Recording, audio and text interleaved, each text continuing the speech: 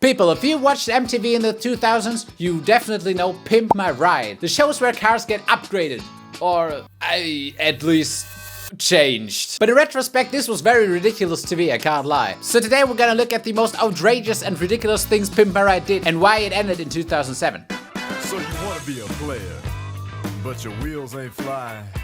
You gotta hit us up to get a pimped out ride. You've got to pimp my ride.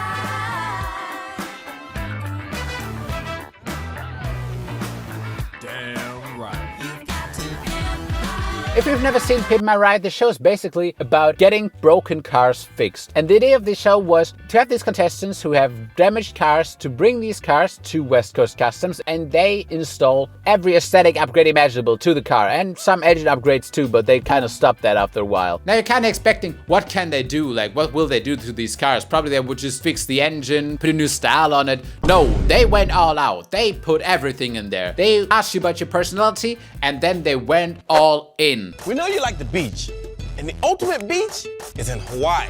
You know when you're at the beach and they got those high-powered binoculars? Yeah. Guess what? We hooked you up with your own set right here in your car. Check them out. Wow. With these, you can see for miles and miles to come. This show was basically reality TV, but it was the 2000s, you know? So it wasn't quite as fake as reality TV, but very, very close. I'm gonna punch this guy in the face. I swear to God, I'm actually gonna go up there and... So the big catch of the show, what made it so popular, was the outrageous modifications, the extreme stuff they did on there. And when you were younger, you were watching this and thinking this was a show for adults because they modified cars and shit. But in retrospect, you know what? Maybe it was just the right age to watch it. It is definitely not a thing for adults. And the basic structure of every episode was basically the same, always. It was the rapper Xzibit, I don't know if you know him. Yo. The rapper Xzibit going to these people's homes, which we're gonna talk about later, seeing their cars, driving their broken cars to West Coast Customs, and then they repair the car, they do all kind of modification, then the contestant comes in, looks at the car, and Xzibit shows them the final product with the mechanic that worked there. That's basically how Pimp My Ride works. And then in the end, Xzibit shows them the final product, and it is always some freaked out stuff. All right, Special, when we got your car, it looked like a cheap bottle of champagne. We hooked you up with a one-of-a-kind hood ornament. People, let's not just talk about it. Let's see what they did. Let's get right into the money. When we first got your car, it was all jacked up, old family truckster style. Yeah. A very important step that is not to be overlooked is to always roast the car. When we got this car, it was dirty, broken, garbage, horrible, just like you, stupid. But this was my dead grandma's car though. When we got this car, it was as dead as your grandma is. They always say that shit like, damn, shut up, bro. That's still my car, you know what I mean? Bro, in this episode, this is a nurse, by the way. Look at what kind of car a nurse is roaming around the city. We hooked it up with this one-of-a-kind hood with Caduceus on it, and check this out. We hooked you up with these graphics. What are these? It's a heart rate and an EKG rhythm. Is this a healthy heartbeat? No. Bro, imagine you see this car. You're not thinking a nurse is driving this, right? This is definitely a cool car. I would have loved this when I was in 4th grade. At age 14, I probably stopped finding the design cool. That's the age limit, I think. I think 14 is the age where I would have said, you know what, yeah, maybe let's not do that. Ah, you're a nurse? Bet, we have the caduceus on there. I don't know what the fuck it's called in English. Caduceus? Oh my fucking God. And that's what I meant when I said they always put something closely related to the person on the car. So they found out she's a nurse and they said, you know what? Let's make the whole car about this nurse. This is her whole personality trait. She got a caduceus in the front. She got her heartbeat as the chassis, as the cover, you know? Your own mobile CAT scan machine. Equipped with 4 12-inch gel audio whoopers and Exonic monitors. New achievement unlocked. How did we get here? What the fuck is that? Never mind. A nurse driving around with a whole SCT machine in the back? Oh yeah, I'm sure that's road legal. I'm sure the car will be perfectly fine when the magnetism starts kicking in. What do you really think nurses do for fun? Do they think in their whole free time they just do nursing stuff too? Is that just it? That's your whole personality of a nurse? She just does everything? But that's not it. Check out what it does. So now, you and your homies can lay on the bed and y'all can scan each other. Scan them? What do you mean scan them? What kind of activity is that to do with your friends, bro? Yeah, but genuinely, whose hobby is that? I don't think they could find a single nurse who does this in a free time. Hey, but her with this big car, bro, that's insane. Look at her. Look at this car, bro. There's a discrepancy between that. Next time you're on your emergency, we got something to help you get there quicker. Hit the light switch. Look at Xzibit, bro. He don't even like this. he looks like he don't want to be there at all. Basically, 90% of the episodes, you cut to him and he's like, yeah, that's cool. Oh yeah. Oh my god. You got your own hip-hop horn. Well, I'm pretty sure that horn is illegal. After the Pimp My Ride crew is finished, they're roaming around like it's nobody's business. We'll probably have them doing stunts like this. They always put something so strange, like related to the people in these cars. Oh, you're a nurse? Bet you like this heartbeat cover.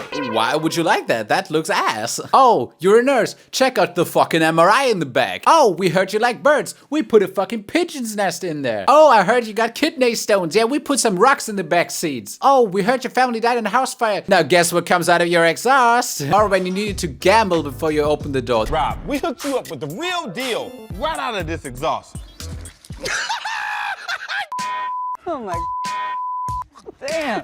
I've never seen an exhaust do that. Neither have we. Hey, Robert, try to open the door.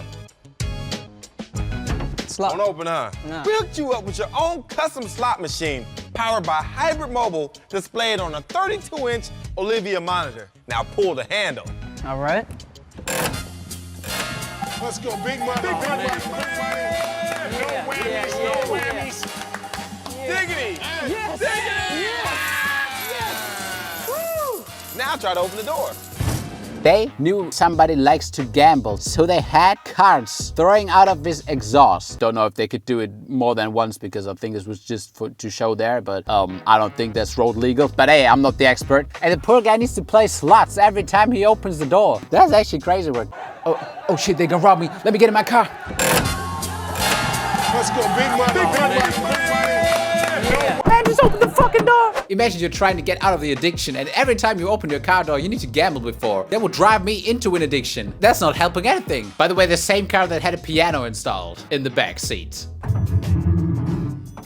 The funny thing is, you can see every time they got like screens and monitors because it was the biggest thing back then, which is sounding quite sad considering this was 2005 and if you look at it, it seems like 1980. Why does 2005 feel so old again? Please, hello?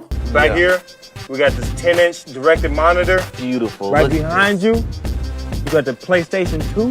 If you look over your shoulder, Yeah. you got your fish tank.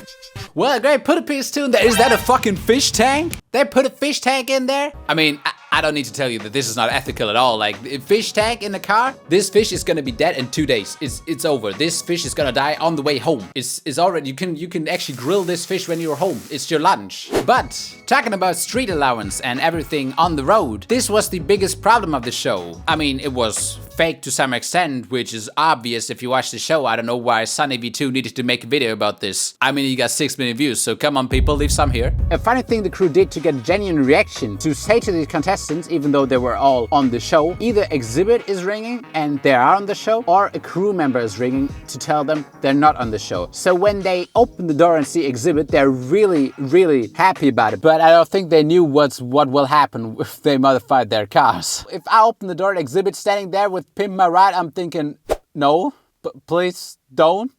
Let's just not, no, you know what, never mind. You could actually steal a tire and I would be more happy about that. Please don't do that to my car. Pimp My Ride did not just do extreme modifications, they also done modifications that are not street legal. Oftentimes they didn't even fix the real problems the car had after they deliberately destroyed it more, because that was a thing. They kind of damaged the car more to make it look worse, to have it pimped up, and then they didn't even fix the biggest issues sometimes. Now every episode starts the same with Xzibit walking towards the camera, then he goes to the house, which is not a real house, by the way. These contestants were put in houses that were not theirs, just so they can film there, basically. Here we go again. What is he doing? Is he eating them? What machine did this? Like, how did this happen?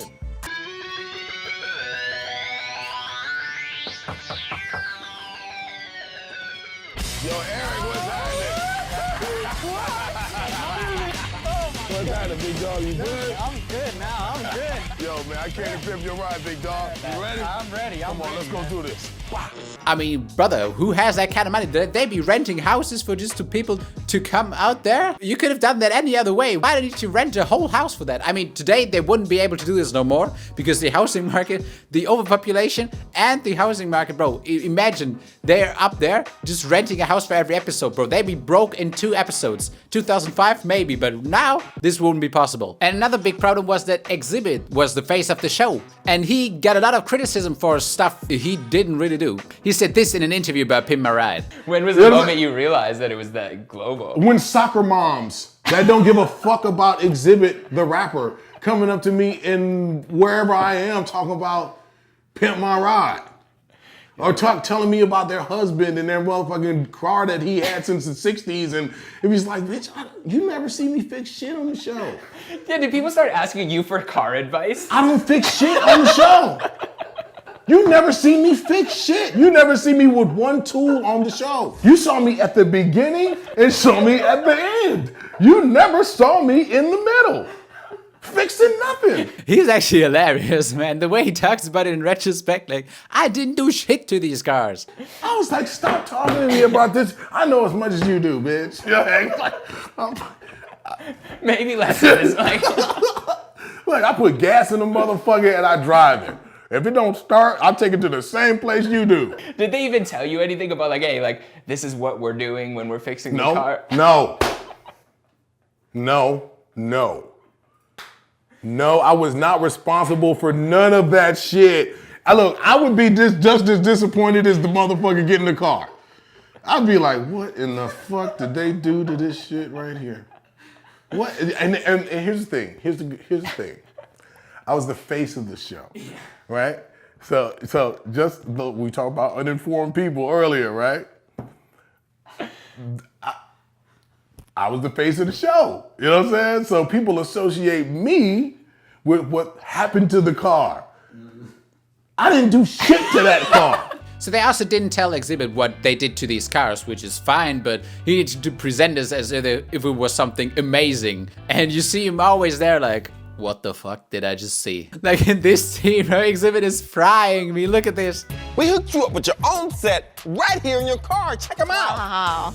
With these, you can see for miles and miles to come. You can even see in the future with these things. From a business decision, it was pretty smart of Xzibit to do that, but now he's forever associated with Pimp My Ride, and yeah, that's just saying that's not the best look. Fun fact that is not actually funny, but yeah, it kinda is. I don't know why am I saying this even. Okay. West Coast Customs, their reputation took such a big hit, they actually left after season 3. Imagine modifications are so bad that the customizing workshop says, you know what, we discontinued the collaboration. I will not be part of this anymore. And yeah, you're probably wondering why Pimp My Ride stopped then in 2007, and it's very, very simple. Xzibit's contract ran out, and they had one episode where another person was the filler for Xzibit because he couldn't be there once, but it wasn't quite as good without Xzibit, and that's where the show basically died and got ended. And if you don't want the same thing to happen to this channel, make sure to subscribe because my contract is running out of time. Thank you. And I would say, people, that's enough internet for today.